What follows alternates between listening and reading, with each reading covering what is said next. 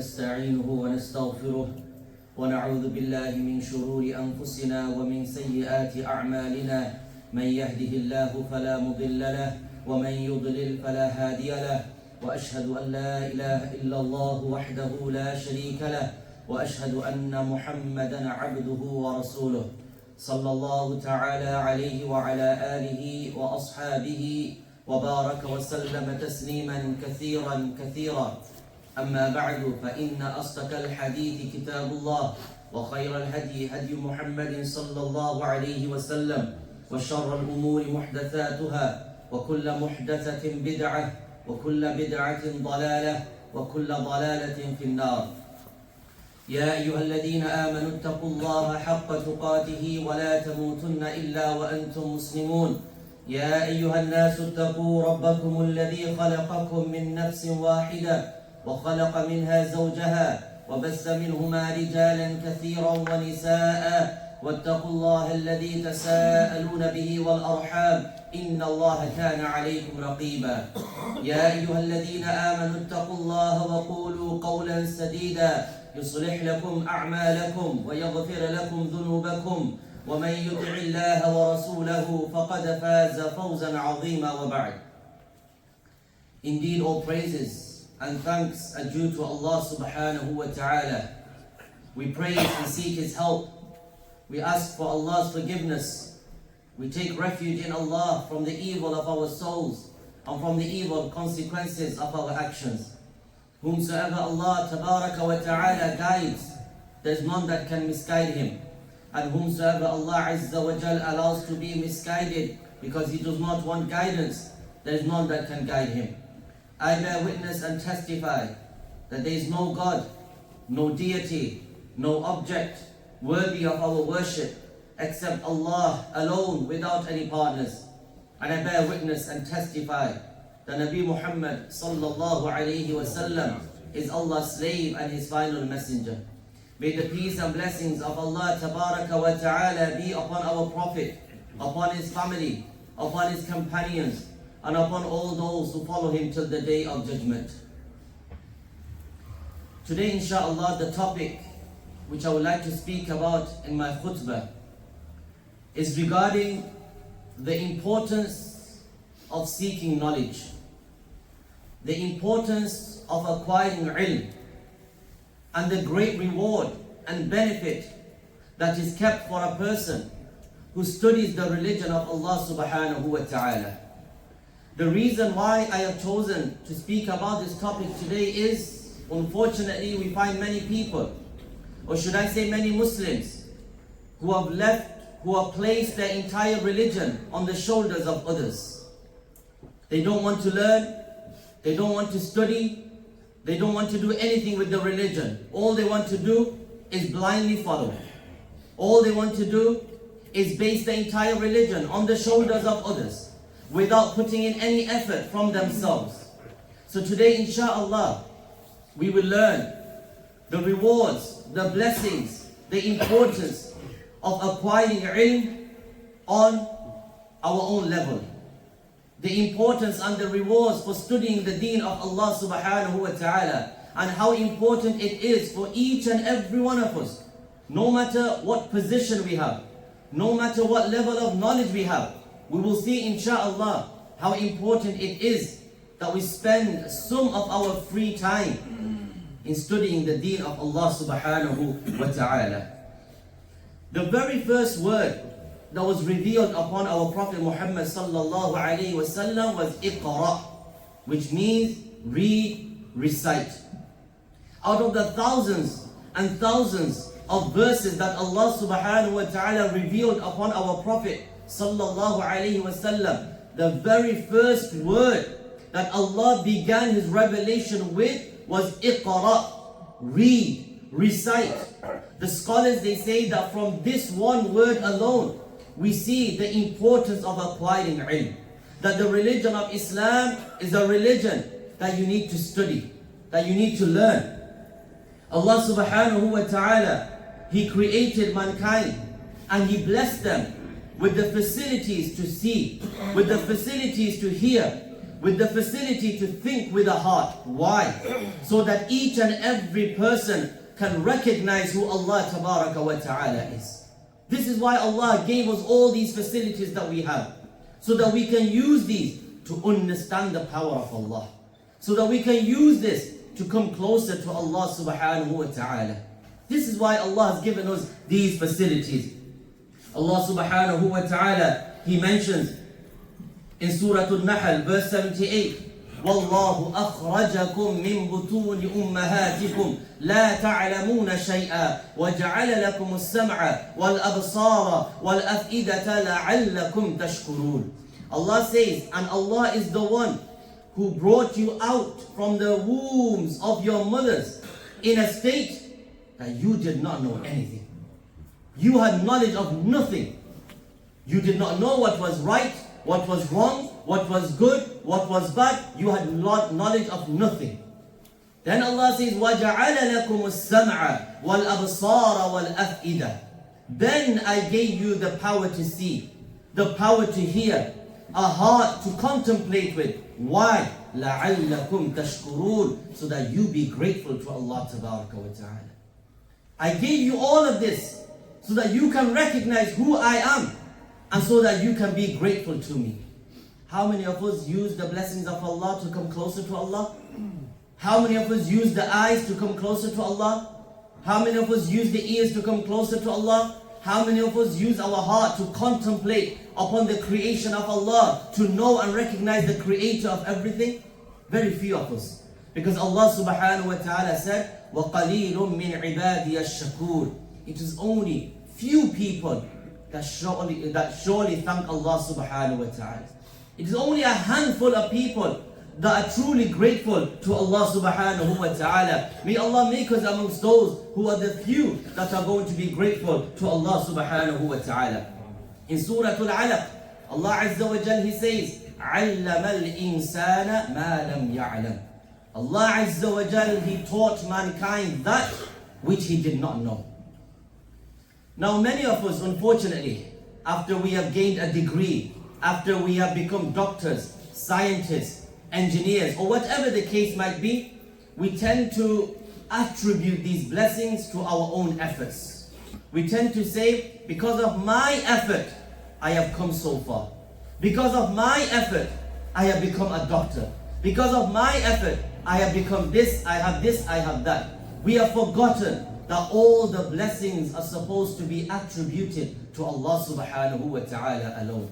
Allah says in the Quran, وَمَا بِكُم مِّن نِعْمَةٍ فَمِنَ اللَّهِ. Every single ni'mah that you have, every single blessing that you have, it is from Allah Subhanahu wa Ta'ala alone. So much so, my brothers and elders, even memorizing chapters of the Quran, it needs the help of Allah Subhanahu wa Ta'ala. Take for example Surah Al-Ikhlas, one of the shortest chapters of the Quran. If Allah Subhanahu wa Ta'ala does not make it easy for us to memorize Surah Al-Ikhlas, we will spend our entire life trying to memorize Surah Al-Ikhlas, but we will not be able to memorize it. This is how much we are in need of ability from Allah Subhanahu wa Ta'ala. That if Allah does not give us the help and the power and the ability, we cannot do anything. Not even memorize Surah Al-Kawthar or Surah Al-Ikhlas. So what about all the other favors that we have? How can we say that it is because of my effort I have come so far? It is because of my knowledge that I have become a doctor or a scientist or an engineer or you name it. Remember to praise Allah Subhanahu wa Ta'ala. Remember to thank Allah Subhanahu wa Ta'ala. Allah Azza wa Jal, He mentions in Surah Zumar, قُلْ هَلْ يَسْتَوِي الَّذِينَ يَعْلَمُونَ وَالَّذِينَ لَا يَعْلَمُونَ. Say, O Prophet Sallallahu Alaihi Wasallam, are those people who have knowledge equal and similar and same to the people that don't have knowledge? The answer is no. Indeed, Allah Subhanahu wa Ta'ala has given a high honor, high respect to those people who have the knowledge of the Quran and the Sunnah.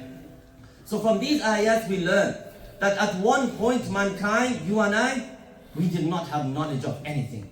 Like I said, we did not know what was good, what was bad, what is evil, what is good. We did not know anything. We did not know what is right and wrong. Who is the one that gave us a brain that we can use to know what is right and what is wrong? It is Allah subhanahu wa ta'ala.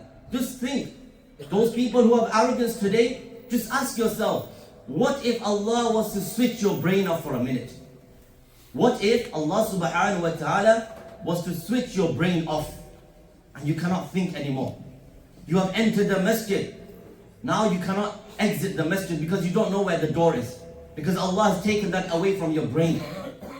You see how important it is to be thankful to Allah for these blessings which we have looked down upon? Rasulullah sallallahu alayhi wa sallam, he said in a hadith collected by Imam Bukhari, narrated by Muawiyah ibn Abi Sufyan radiyallahu anhu, مَنْ يُرِدِ اللَّهُ بِهِ خَيْرًا يُفَقِّهُ فِي الدِّينِ.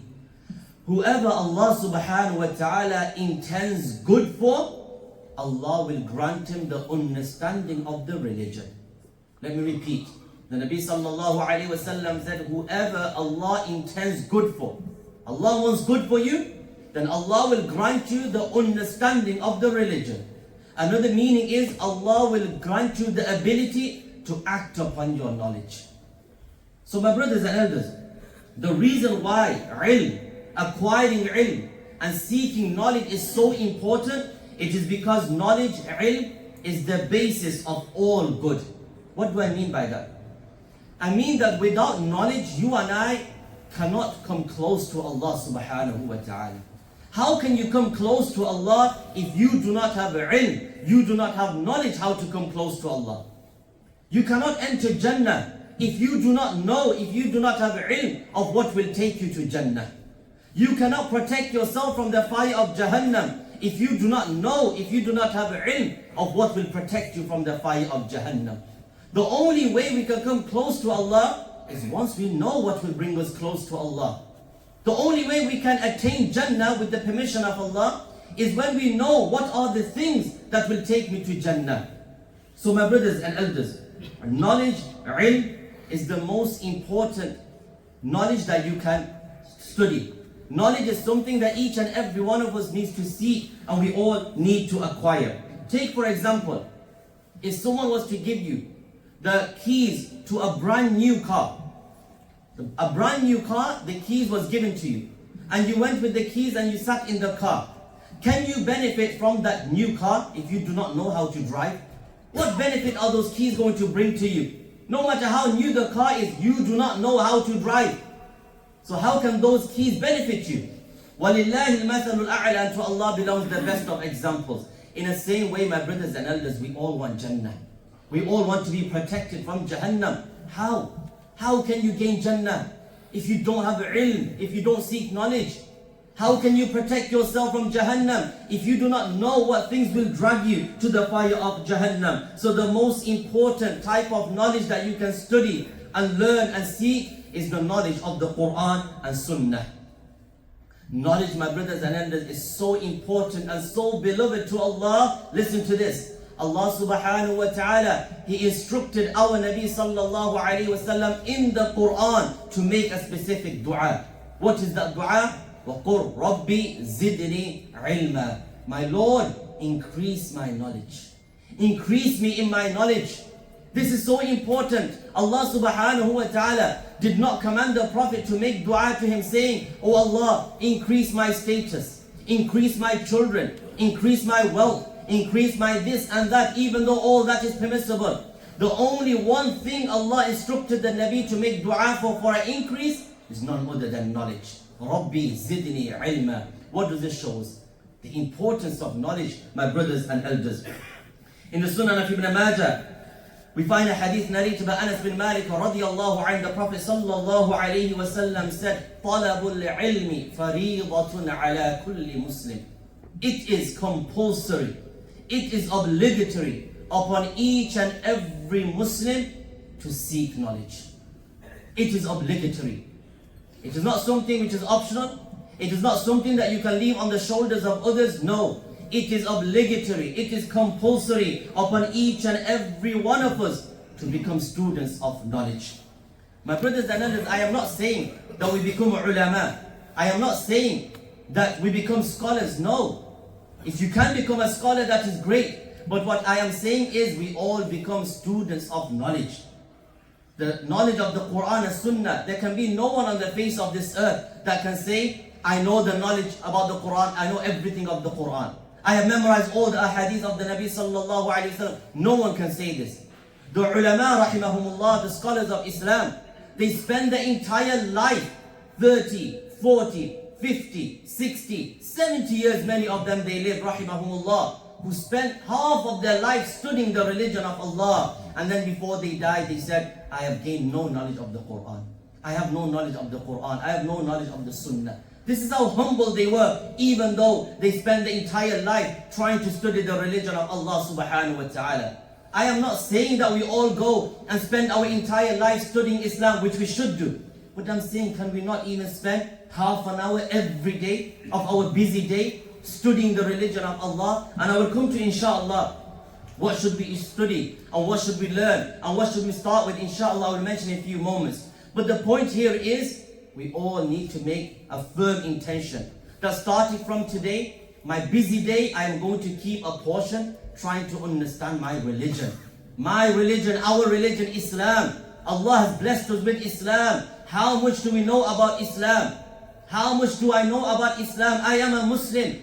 How much do I know about how to become a good Muslim? Is it enough to say La ilaha illallah and that is it? What did Allah say in the Quran, Surah Muhammad?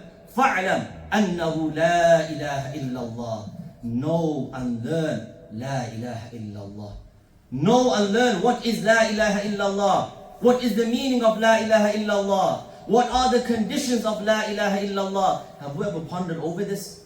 These are crucial topics that you and I, we need to study and we need to learn.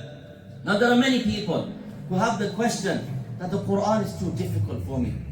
The Quran is too difficult. And they leave it to the imams, to the scholars, to the students of knowledge, to the ulama. My brothers and elders, how can you say the Quran is difficult for you when Allah Rabbul Izzati wal Jalal, who has revealed the Quran 4 times in the same surah, Surah Al-Qamar, 4 times Allah mentioned the same verse. What did He say? وَلَقَدْ يَسَّرْنَا الْقُرْآنَ لِلذِّكْرِ فَهَلْ مِن مُدَّكِرٍ. Indeed, I have made the Quran easy for you. Is there anyone that is going to memorize the Quran? Indeed, I have made the Quran easy for you. Is there anyone that is going to ponder over the Quran? Indeed, I have made the Quran easy for you. Is there anyone that will understand the Quran, take heed from the Quran? This is Allah subhanahu wa ta'ala 4 times saying in the same surah, the same verse, that I have made the Quran easy for people to memorize, to understand, to implement, to think about. And today we come and say the Quran is too difficult. Indeed, this is none other than one of the traps and one of the tricks of shaitan. Shaitan, he wants us to study everything except the Quran and Sunnah. And do you know what is more shocking and so strange? Those people that say that the Quran is too difficult, those very same people, they are the ones that read large books containing hundreds, if not thousands of pages about maybe the life of someone, a non-Muslim, a Christian or a Jew, or someone else that lived thousands of years ago. They enjoy reading that book, even though it has thousands of pages. They are stuck to that book. They take it wherever they go. They go work, they take that book with them. They're in the car sitting behind, they read that book. Whenever they have free time, they read that book. Those people, when they read the Quran, they open the Quran for a few minutes, they become bored. They become lazy. They think about things to do, they close the Quran and they go and do something else. Why? Why is this the case? Isn't this something strange? That as a Muslim, we feel bored in reciting the Quran, the Kalam of Allah? Isn't it strange that we cannot spend 15, 20 minutes reciting the Quran non-stop? But when it comes to reading books other than the Quran, we relax. We enjoy it more. We prefer reading books other than the Quran and the Sunnah. So my brothers and elders, these are things that we need to understand and we need to think about. The Quran should become our companion. Wherever you go, today it is so easy, you can download the Quran on your phones and read it wherever you are. You're going to work and you're free, read the Quran. You're sitting down, you have nothing to do, read the Quran.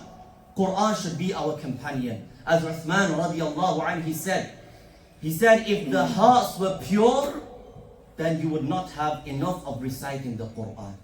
Let me repeat, he said, radiallahu anhu, if our hearts were clean And if our hearts were pure, we would not have enough of the Quran. In other words, we would keep on reciting Quran. Keep on reciting Quran. We would love the Quran to such an extent, we would not be able to live without the Quran. So know, my brothers and elders, that if you say that the Quran is too difficult, it is one of the whispers of the shaitan. And do you think Allah Rabbul Izzati wal Jalal is going to place something in the Quran that is only for scholars to understand? That is only for the imams to understand? It is only for the Arabs to understand? Do you think Allah subhanahu wa ta'ala is going to do that? Whereas Allah in the Quran is so many verses, He has said, Hudal linnas. It is a guidance for the entire mankind. All we need to do is put in a bit of effort, and you will see how Allah Azza wa Jal makes it easy for you. Now let me mention to you one hadith out of the many that should encourage each and every one of us sitting here to spend some time studying the religion of Allah subhanahu wa ta'ala.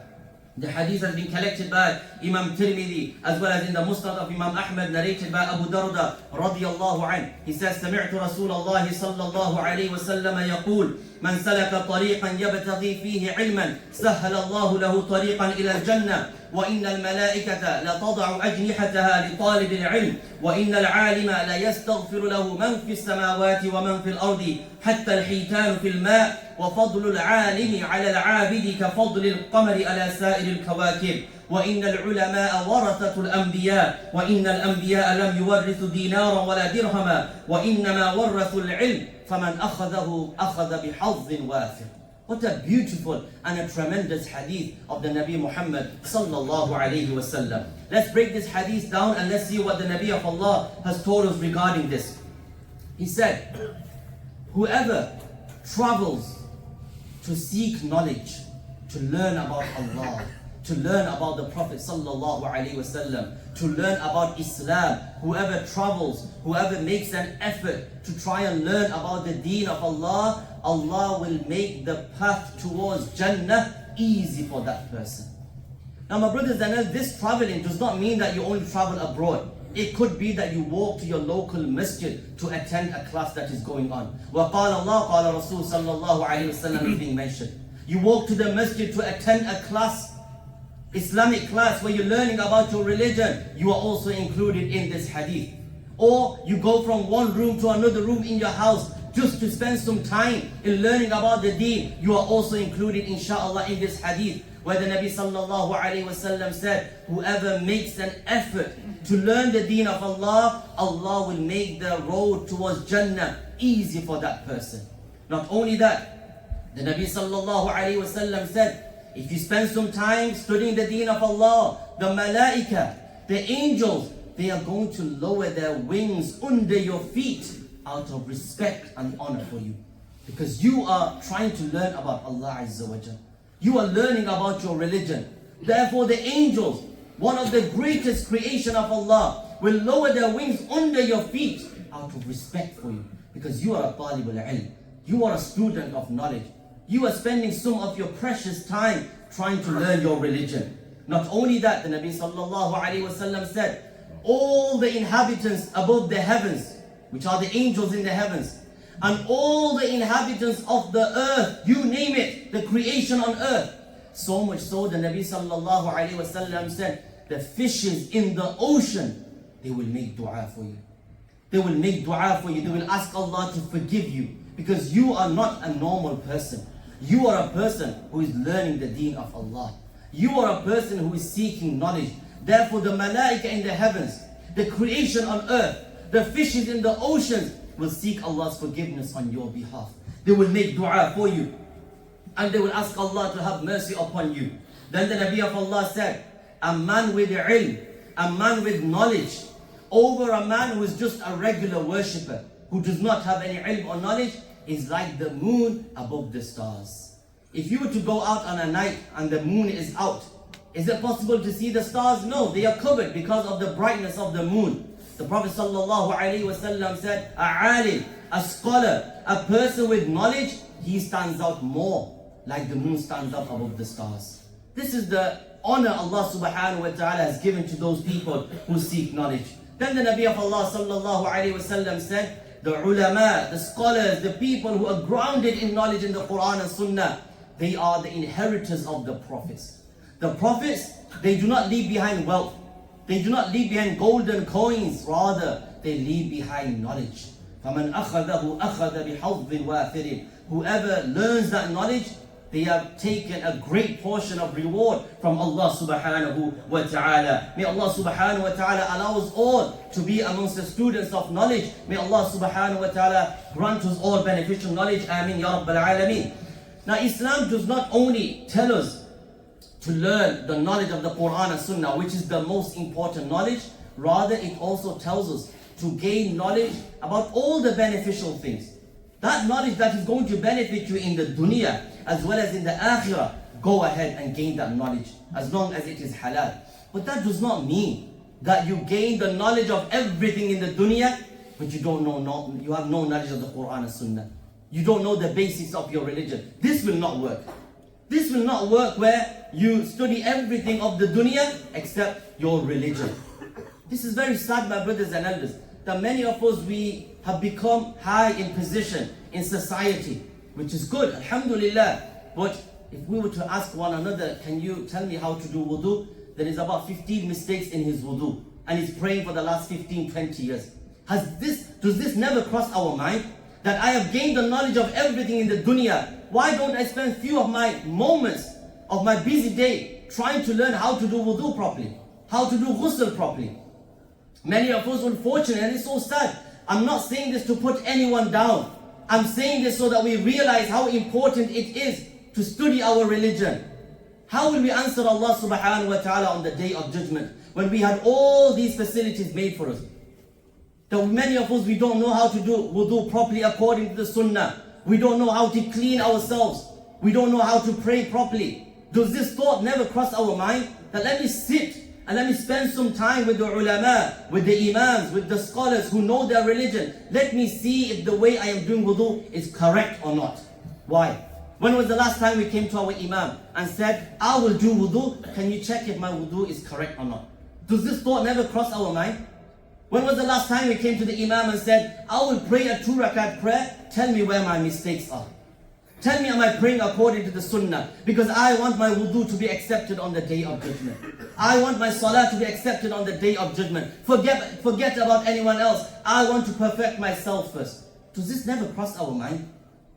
How long, my brothers and elders, are we going to stay away from the religion of Allah subhanahu wa ta'ala? So I was saying that we can go ahead and gain beneficial knowledge of the dunya as long as it is permissible, but that does not mean that we leave the knowledge of our religion. And I say this because the Prophet sallallahu alaihi wasallam, after the Fajr prayer, out of the many du'as he used to make, there was one specific du'a he used to say, sallallahu alaihi wasallam.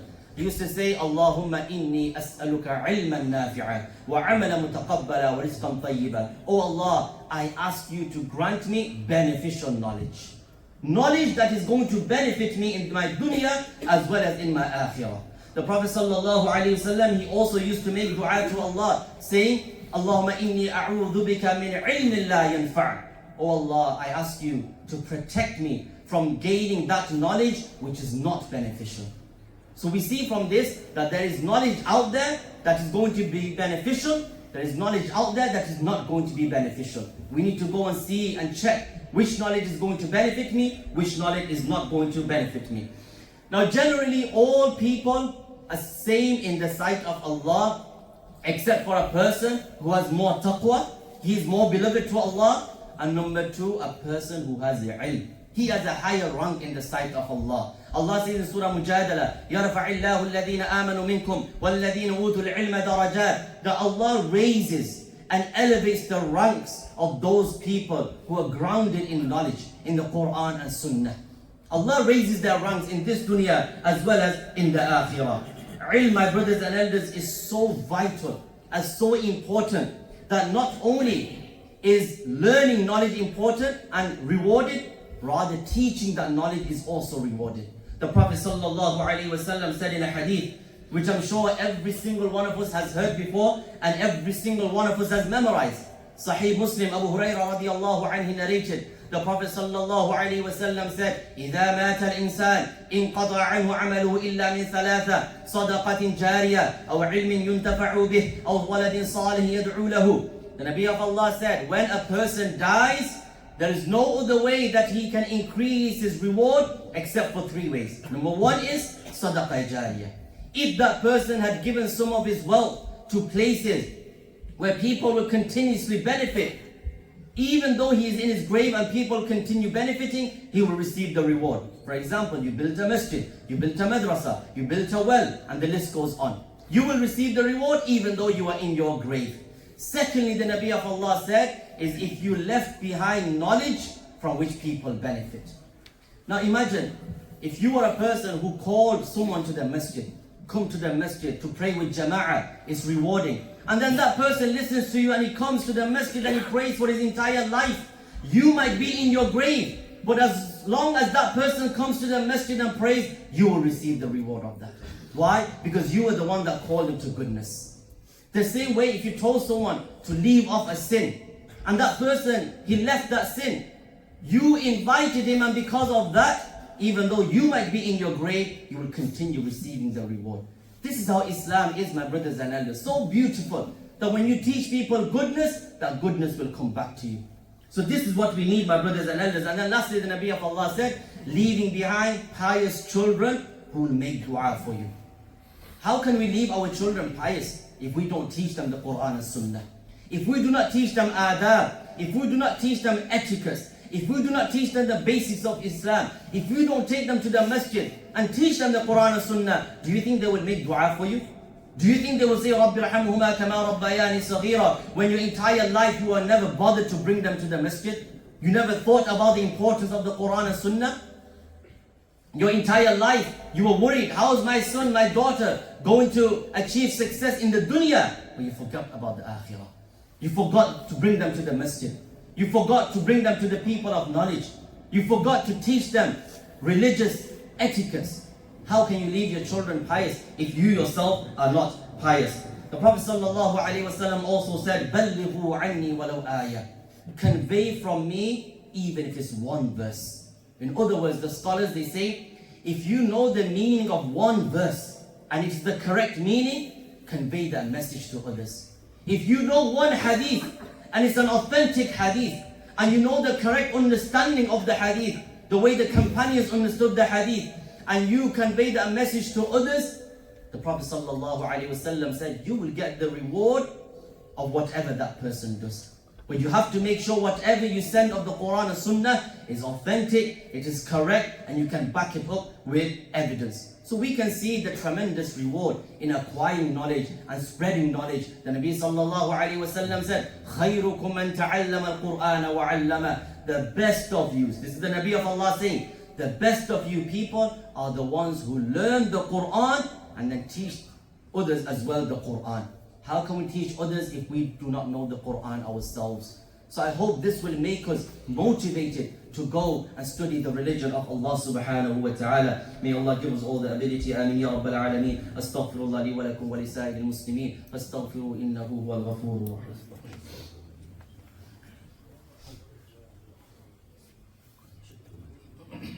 الحمد لله رب العالمين والصلاة والسلام على رسوله الكريم نبينا محمد وعلى آله وأصحابه أجمعين أما بعد. To wrap up the entire khutbah, my brothers and elders, the points that I'm trying to bring across to everyone is, number one, each and every one of us, firstly, must bring ikhlas within ourselves. Bring sincerity within yourself. And to please Allah Azza wa Jal, start to learn the religion of Allah subhanahu wa ta'ala. Start with the basics. We are all on different levels. What do I mean by basics? For example, if you don't know how to recite the Quran, start learning the alphabets. And then slowly progress and get the help of someone that knows how to recite Quran. Have a firm intention and you will see Allah will help you. There are many people who are 50 years old, 60 years old. They did not know how to read a single word of the Quran. But then the thought came to their mind. They started with the alphabet. Within few months, they are now fluently able to recite the Quran. Because they had the intention, they had ikhlas, and they made dua to Allah subhanahu wa ta'ala. That's one thing. Number two, if you know how to recite the Quran, sit with someone who knows how to recite and try and learn with tajweed, with proper recitation of the Quran. And then move yourself up and then try and learn the meanings of the chapters that you recite in the Quran. But before that, go and check your wudu, like I said before. Go and start with the basics. Wudu, ghusl, purification. All these are important, my brothers and elders. Then move on to other important aspects of the religion. Slowly but surely, if you were to spend every day half an hour of your day learning the religion of Allah, by the end of the year, with the permission of Allah, you would have gained a lot of benefit. You would have come more closer to Allah subhanahu wa ta'ala. So start off with the basics. Like I said, I'm not saying we all read ourselves and become scholars and we start giving verdicts and fatwa. No, I'm not saying this. Rather, what I'm saying is spend some of your time trying to understand your religion. Secondly, my brothers and elders, implement that knowledge, whatever you learn. Whatever you learn, the knowledge you have, implement that. Put it in action. Because there are many narrations of the Prophet sallallahu alaihi wasallam, which I don't have time to mention, where he said that those people who have knowledge and they don't act upon their knowledge, there is great torment and adhab and punishment for them in the fire of Jahannam. And they also say that knowledge, it comes and knocks on the door of actions. If it receives a reply, it stays. If it does not receive a reply, it leaves. So in order to protect our knowledge, you need to implement that knowledge. You need to implement that knowledge. And it is also important to understand that the scholars of Islam, rahimahumullah, for example, Imam Shafi'i, rahimahullah, Imam Ahmad, Imam Abu Hanifa, Imam Bukhari, rahimahumullah, these scholars of Islam, my brothers and elders, they traveled for months and months just to learn one ayah of the Quran, just to learn one narration. And they used to spend their life studying the deen of Allah subhanahu wa ta'ala. And then they used to say that practice whatever you learn, because implementation is important. What did Allah say in the Quran? غَيْرِ الْمَغْضُوبِ عَلَيْهِمْ وَلَا الضَّالِّينَ. Do not show us the path of those who have received your anger, which are the Jews, and وَلَا الضَّالِّينَ, which are the Christians. Why are they cursed? The Jews are cursed because they had knowledge, but they did not implement the knowledge. And the Christians are cursed because they did not have knowledge. What do we Muslims have to do? Gain knowledge and then implement that knowledge as well. And thirdly, my brothers and elders, is convey that message to others. Like I said before, if you know the correct meaning of a verse, if you know a correct meaning of a hadith of the Prophet sallallahu alaihi wasallam, convey it to others, and may Allah subhanahu wa ta'ala bless us in our efforts. May Allah subhanahu wa ta'ala allow us all to connect with the Quran and Sunnah. May Allah azza wa jal allow us to implement the Quran and Sunnah in our life. May Allah subhanahu wa ta'ala allow us to be with the prophets and messengers in Jannatul Firdaus on the day of judgment. May Allah subhanahu wa ta'ala grant us all beneficial knowledge. May Allah keep us steadfast upon His religion. Ameen ya Rabbil Alameen. Allahumma salli wa sallim wa barik ala nabiyyina Muhammad wa salli ala jami'il anbiya'i wal mursaleen wa salli ala al-mu'minina wal mu'minat wal muslimina wal muslimat. Allahumma inna nas'aluka ilman nafi'a wa amalan mutaqabbala wa rizqan tayyiba wa shifaan min kulli da'in ya Rabbil Alameen. Rabbana hab lana min azwajina wa dhurriyyatina qurrata a'yun waj'alna lil muttaqina imama. Allahumma barik لنا في أسماعنا وأبصارنا وقلوبنا وأزواجنا وذرياتنا وتب علينا إنك أنت التواب الرحيم. وصلى الله وسلم وبارك على نبينا محمد وعلى آله وأصحابه ومن تبعهم بإحسان إلى يوم الدين. وأقم الصلاة.